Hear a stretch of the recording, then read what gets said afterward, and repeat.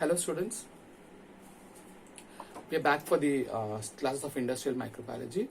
So as we were discussing the previous classes about the filtration process and centrifugation process, how to separate the microbial cells or the biomass of fungi or actinomycetes, for example, from the fermentation broth.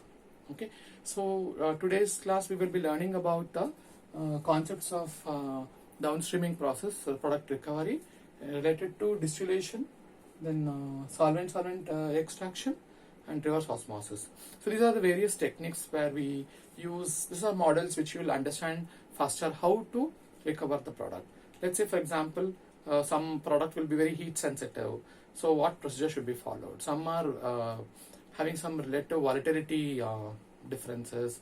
Okay, we have to see the particular product and accordingly only one should go for the purification. Okay, so as I would go for the different slides, you will understand how we would go for recovery.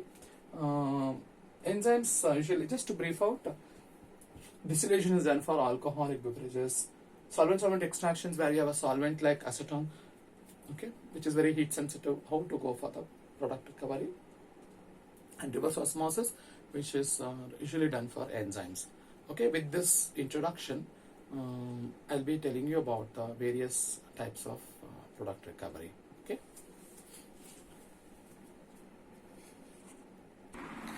So as I was telling you, there is a process called as distillation. Okay, the fermentation broth will contain the alcohol, right? So alcohol, usually we use molasses as a raw material for alcohol production. So let's imagine that this molasses. Of course, we do have wine. That's a undistilled beverage. This is a distilled beverage what I am discussing. Okay, the accumulated alcohol in the broth can be recovered by distillation process. Okay, only for distilled beverages we will talk about this topic, right? This will not cover the wine and the beer because they are both are called as undistilled beverages. Okay, yeah. So for the remaining alcohol, which we recover from molasses, which is not palatable, okay, we will be going for distillation. So it involves the important stages. One is evaporation, removal of the solvent as a vapor from the broth. Okay, we need to remove the solvent like alcohol from the broth. Broth will contain a lot of water, right? Okay, how do you remove them? By heat. Okay, vapor liquid separation. In a column to separate more volatile components for less volatile from the less volatile compounds, which is called liquid extraction. Okay, condensation of this vapor to reach the more volatile fraction. Okay, so it depends like how much water is there in the product. Based on that, we will go for the we may have to go for the fractional distillation too. Okay, so here what do you observe? This is just a general picture. Okay, it's a general picture which tells you about the heating jacket. So the molasses which contains the alcohol after the 7 days of incubation, when the yeast is produced alcohol, okay, we separate the yeast and then we go for the remaining broth containing alcohol. Imagine, okay, so this is a heating jacket. It's boiled, it's heated. Okay, as it boils, evaporation occurs, right? This evaporates and you have a column. Through the column it's coming, and then it will, through this pipe it will come and reach the tank where the condensation process occurs. So condensation occurs here. You pass the cool water and through chambers and it will cool this, and thus you get the condensation. As it condenses, cools, it will be accumulating. So here we should understand that there are different knobs. Okay, so they will separate, they will recover the alcohol of different fractions. Okay, 50%, 60%, 90%, like that. Let's say it's something like 50%. So we need it 90%. We have to go for a distillation once again. So earlier days, the traditional pattern, what I'm telling you here, this will come back for distillation once again, so that you will get a 60%. Again, this will come back so that you will get a 90%. Nowadays, we have rectified column. I'll be explaining that in further in the same class. Okay. So remember, when this doesn't go back, let's say it's 75%, 85%. Okay, they use it for different usages. Okay, highly purified alcohols are used for blending, to increase alcohol percentage, or it can go for medicinal purposes, cough syrups, etc. Okay, sometimes 99% alcohol we would see in the labs. So this is an absolute alcohol. We need to get them. It's required because alcohol is one of the important solvents used in many of the industries. Okay, with this background, one should understand about the distillation. So please remember, what's the principle here? I'll get back to the principle. Okay, just a few minutes. Okay, students, see here, distillation process depends on the boiling point of the solvent. It's very important. See, as I'm going slow with the notes, alcohol and the broth, that's the water, is a mixture, right? So both of them will have a different boiling point. Alcohol and water, which is there in the broth, will have a different boiling point. Boiling point of alcohol is 82 degrees centigrade and water is 100 degrees centigrade. Though it start vaporizing much earlier. Okay, the water vapors carry alcohol in the process of evaporation. Okay, evaporation is very important. Now to tell you about this concept, first distillation example gives you 70% alcohol. What's remaining? Water is 30%. Second distillation gives you 80% alcohol. Remaining is water, 20%. The third distillation gives you 90% alcohol, remaining is 10%. If I go for fourth distillation, I may be able to get alcohol of 99%. Okay. But each time the quantity gets reduced. That's very important. But can obtain 100% alcohol. But quantity will reduce. So just see this example to make you understand. 70% alcohol, 70 ml. 80% alcohol became 50 ml. 90% alcohol became 30 ml. 100% alcohol became 10 ml. What do you mean? Some amount of water is lost in every step of distillation. Okay, that's the principle. This is called as a fractional distillation. From one fraction, you're coming to a different fraction. This is called as fractional distillation. Okay, to repeat every step, going back to the heating jacket will be a little tougher job. That's why we'll be learning about another thing called as rectified column. I've given you the diagram in the same. Okay, that's called as continuous distillation process. Okay, it has a huge rectifier column in which the broth is taken at the lower base and heated. The solvent and the water evaporates and gets condensed. Okay, this is one of the important points anyway. With the diagram you will follow faster. Lower percentage of fraction can be reintroduced into the rectifier column and evaporation occurs again. It can be reintroduced in any level. This is very important sentence. In any levels of the rectifiers. Okay, that means I'll come back to that. I'll just read out first, then I'll come back to that. I'll make you understand this. Evaporation is faster. Please remember this point. You introduce it back to the rectifier, evaporation goes faster. Means it need not come back to the base. You can introduce it anywhere in the rectifier column. Okay. So example, condensate shows increased concentration of the product in lesser time. So you're saving the time. Okay. Here the product recovery becomes more economical and efficient. Okay. So here what do you observe here? Let me explain this. So it's a very similar to the one which I explained earlier. Imagine this is the heating jacket. The broth is taken here along with the alcohol. It's getting heated up and then it's going by evaporation. Okay. So it goes to the tank, gets condensed and then it's coming back. I've not shown different tanks here. Okay. You can always bring down a few pipings here. Okay. Imagine I bring the pipe here. I bring another pipe similarly to this. These are different rectifier columns which are porous. The plates are porous. Okay, why should we bring it at this point? At least take one example. Let's imagine a pipe coming from here and going here. Just understand here. Why not back here? Because when you bring it here from this column, already it's got some percentage. Let's say 60%. You're bringing it down and it's reaching here. And this heat, whatever is generated itself will make it evaporate. So there's no need. Again, if you bring it down into this, there's no meaning of the whole process. If you bring it somewhere in the center of the rectifier columns, the amount of heat what is generated here will push the vapors and make you recover at least 65%. After some time, maybe 70%. After some time, maybe 73%. Maybe after some time, 75%. That's how. So here, one will collect the sample in between and going for testing the alcohol percentage. I think in UG classes also you would have learned how to check the alcohol percentage by alcoholometry using specific gravity bottles. That can be followed. Every time they can collect the sample and they can check the percentages of alcohol so that they can ensure that the alcohol percentage has increased and the product recovery can be better. Okay. So what are we saving by this? According to fermentation economics, are saving the power. Okay. Otherwise what will happen? The heat generated here, it's automatically pushing this 75% alcohol back into this and getting a 85%. No. So we are helping in saving the power. It's a very important, economically very important for the industry. Okay. This is called as continuous distillation process, which is nothing but a rectifier column. A similar diagram I will show you here. Okay, students, can you see this? This is the rectifying section where you can see that the a similar concept what I told you. Okay, there are different columns. They are porous. They are porous in nature. So they pass like this, and then they will come and collect it. So through condenser, and then we here there is not they have not shown the tanks, but it comes back. Feed is been named here. Similar concept. Okay. This is another picture of a similar one, semi-batch distillation. You can see here. Here also you have rectifier columns and various fractions. You can bring the fraction to any rectifier column if you want accordingly. Okay. This is one of the closer views of the plate.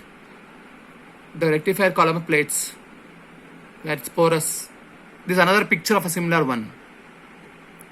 Porous plates. And one more picture of the same. A similar one with porosity. The traditional pot distillation process which I showed you, kettle, no? The heating kettle, first beginning, starting one. This is one, which is a batch distillation process. The closer view of that kettle where glass viewers are there. This is one of the huge vacuum distillation unit. Huge one where you can see that it's a big distillation process. Rectifiers are there in this, if you observe. A similar picture of one more similar rectifiers, columns. So coming to the liquid extraction. So when do you go for liquid extraction? Whenever a compound is said to be volatile.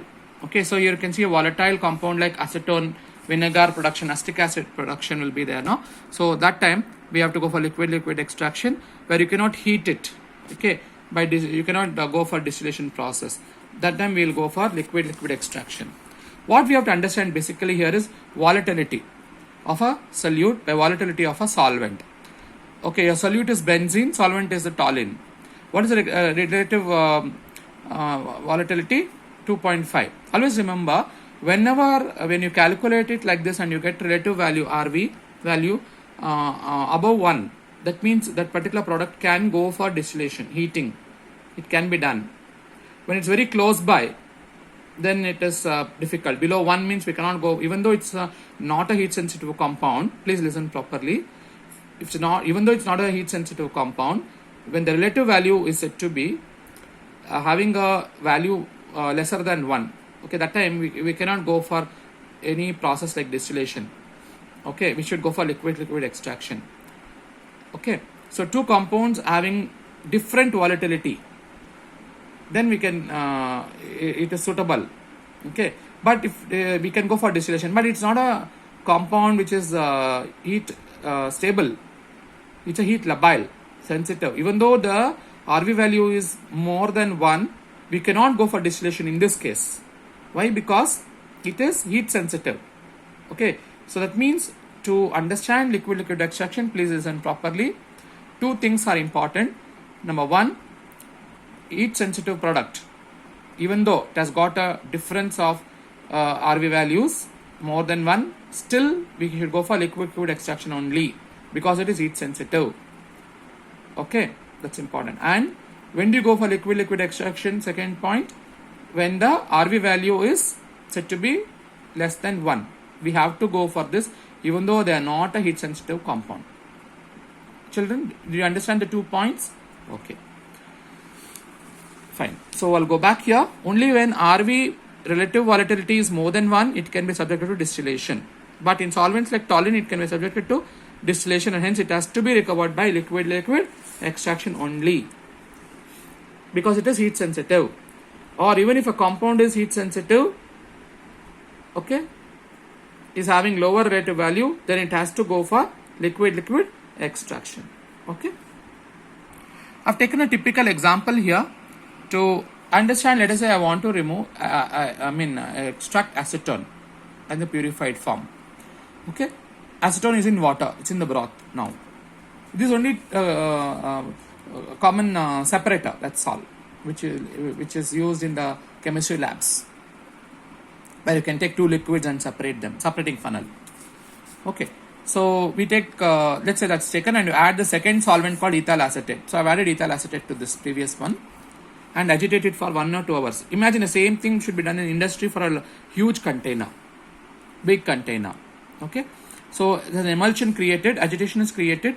At one particular equilibrium, acetone enters into ethyl acetate phase. Acetone enters ethyl acetate phase. Acetone is here, goes into ethyl acetate phase. You have to remove that ethyl acetate phase and then go for further step. So you have extracted, liquid extraction is done now. Now you should decide whether this should go for distillation or it should go for other processes, because if they're heat sensitive, other process. Okay, I'll try to explain that here.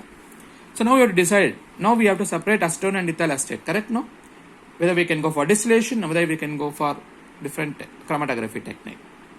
So if it's not heat sensitive, go for distillation blindly. There's no need to even worry about it. And RV should be more than one. That's important. If heat sensitive, then we should go for adsorption chromatography. That's a technique which has to be followed. So here you are seeing, since it's a sensitive compound, we can pass it through the column and elute the product. Product will be present here, elute the different fractions. So because it's heat sensitive. Okay, that's how we have to understand about liquid extraction. Coming to the third one, called as a reverse osmosis. Okay, I told you that enzymes can be recovered by reverse osmosis. It's a process where the compound or the enzyme is in a solvent, means in a broth, is forced through a semi-permeable membrane. So here you have taken this, maybe it's in a buffer also, it can be in a particular pH of 7, like that also. We can, because enzymes are stable at a particular pH. Let's say you are separating alkaline protease, it needs a pH 9. Let's say you are talking about acid protease, it needs a pH 4. So based on that strategy, we would take it. But separation of enzyme is more important here. So you give, it's a membrane bag with a semi-permeable membrane. So you give force of the bags on either sides. So it forces this side and this side alternatively. Due to the force, they will get entangled onto this semi-permeable membrane. Membranes you have to discuss and use specific ones, because based on the molecular weights we have to separate. Otherwise, if the molecule is too small, they might diffuse slowly from one side of the bag to other bag. So it should be used specifically, the porosity size. Okay, so when you give pressure opposite directions, force is created, semi-permeable membrane will have an impact, and the compounds get trapped onto this membrane. This membrane is later removed and go for elutions, where you can remove the product specific buffers. Let's say it's a pH of 9, you can elute this and then you use a pH of 12, or you can use even higher pH ranges, so that you can remove the. So because of pH differences, the enzyme will come out of the membrane after you collect it. Okay, that's how you would use reverse osmosis technique as one of the important ones for the product recovery. Okay, children, I think you have got the concept of what is meant by distillation, what is meant by liquid extraction, and what is meant by reverse osmosis. Okay, can you see this? To revise back, this is a simple distillation process which is set up in the chemistry labs, where you can see that there's a flask, and then there's a condenser and the small flask. Even in the labs you can do this process. A simple distillation process can be done, but you cannot expect a complete 100% alcohol here. Whatever fraction you get, you may have to go for again distillation once again. So simple step, that's all what I've shown here. This is another similar picture of distillation, just to get an idea. Students, can you see this? What is this? Applications of fractional distillation. Okay, just have a look at this. You have the rectifier column. Okay, you collect different fractions. Another way of understanding, just a depiction. 40% means whatever you recover at different temperatures, we can use this is actually what I've shown is a crude oil. Different fractions you can collect the crude oil by it means you can use the distillation process even for crude oil, and you can see that we can use different fractions. I just want to make you understand that fractional distillation is not only for alcohol, even for petroleum products we can do it. You can see at 40 degrees petrol is got, at 110 degrees naphtha, which is used in chemical productions, kerosene at 180 degrees, 260 degrees diesel, and 340 degrees it's used for ships, okay, lubricating oils. Just to make you understand, okay, this is also a fractional distillation, other than your alcohol production, which we do. There also we go for, their percentage of alcohol is looked into. Here fractions of oil, what I've shown you here, just to understand about the importance of fractional distillation. Okay, so students, with this background, I think you followed what is actually the distillation process. Students, okay, to conclude, I just want to tell you that please look into these product recovery procedures. Okay, these all are very important. Even in microbial biotechnology, these concepts will come, where there you learn about the different products. Okay, and the final step will be the product recovery. Let's say, for example, you study about alcohol production in microbial biotechnology, and then you would study that as the production goes, at the end there comes the purification. So whatever I am teaching you here is mostly related to that. So there can be questions of these overlapping in both the papers. Okay, so concentrate on them and read accordingly, because these two papers you cannot separate them out.